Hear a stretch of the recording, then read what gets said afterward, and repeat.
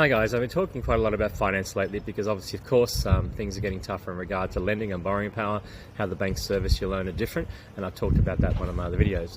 But talking about the things you can control, of course if you're only stuck on the idea of buying a 4-bedroom brand new house and the average price is $1 million and you don't have the borrowing power, if that's your only pathway and you're not prepared to explore anything else, yes, you've got to wait for interest rates to go down, or you've got to make more money. That's the simple approach most people will tell you.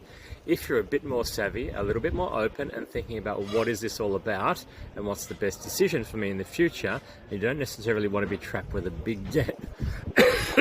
You just want options for the future, then there's so many different things you can play with. You can play with the location where you buy, you can determine whether you buy a new property or old property, you can determine if you buy a unit, a 2-bedroom unit, a townhouse, an old house, a house that's 10 years old, house that's 20 years old. There's so many different variables you can play with, and of course you can look at the rental return different assets give you as well. Some assets give you 8% plus, some give you 10% plus, some are down around negative gearing and they're around a 2 or 3%. So there's so many different variables you can play with. You can also change your credit position, what your income and expenses are, without making more money, just by being smarter with your money and doing a range of things there.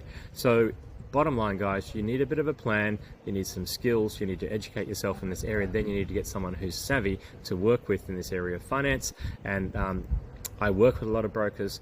I'm not a qualified broker, but I value them greatly. But I'm more than happy to share with you the questions to ask to make sure you get what you need, so you don't feel like you've got no option to get into the market, whether that's your own home and or an investment property. There's always a way. It's just more a case, what do you got to do? But you've got to have a good foundation. You've got to build your skills. You've got to build your mindset. That's the foundation. And with that, you can do anything. Stay tuned.